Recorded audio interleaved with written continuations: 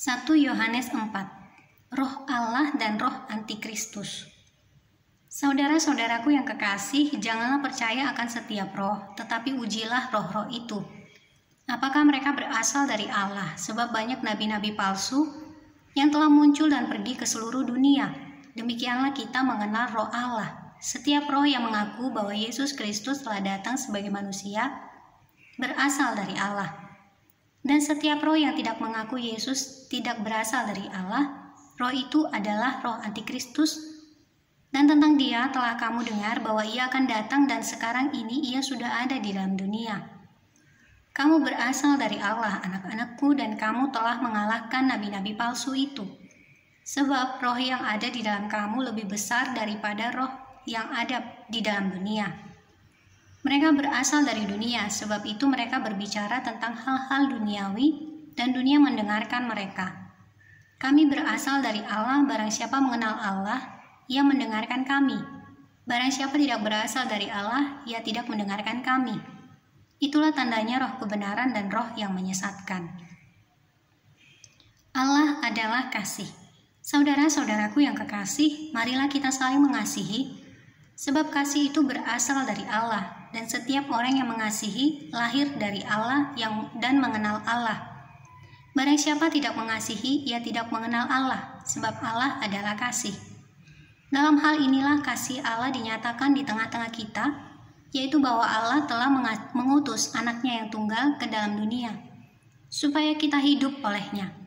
Inilah kasih itu, bukan kita yang telah mengasihi Allah, tetapi Allah yang telah mengasihi kita, dan yang telah mengutus anaknya sebagai pendamaian bagi dosa-dosa kita.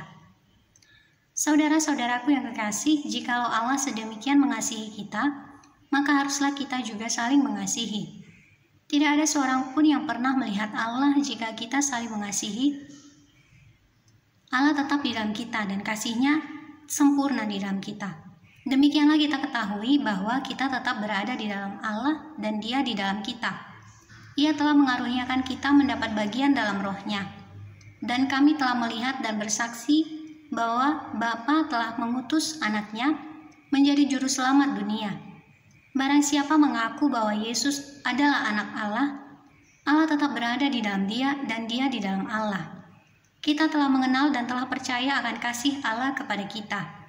Allah adalah kasih, dan barang siapa tetap berada di dalam kasih, ia tetap berada di dalam Allah dan Allah di dalam dia. Dalam hal inilah kasih Allah sempurna di dalam kita, yaitu kalau kita mempunyai keberanian percaya pada hari penghakiman. Karena sama seperti Dia, kita juga ada di dalam dunia ini. Di dalam kasih tidak ada ketakutan, kasih yang sempurna melenyapkan ketakutan. Sebab ketakutan mengandung hukuman, dan barang siapa takut, ia tidak sempurna di dalam kasih. Kita mengasihi karena Allah lebih dahulu mengasihi kita. Jikalau seorang berkata, "Aku mengasihi Allah," dan ia membenci saudaranya, maka ia adalah pendusta. Karena barang siapa tidak mengasihi saudaranya yang dilihatnya, tidak mungkin mengasihi Allah yang tidak dilihatnya. Dan perintah ini kita terima dari Dia. Barang siapa mengasihi Allah, ia harus juga mengasihi saudaranya.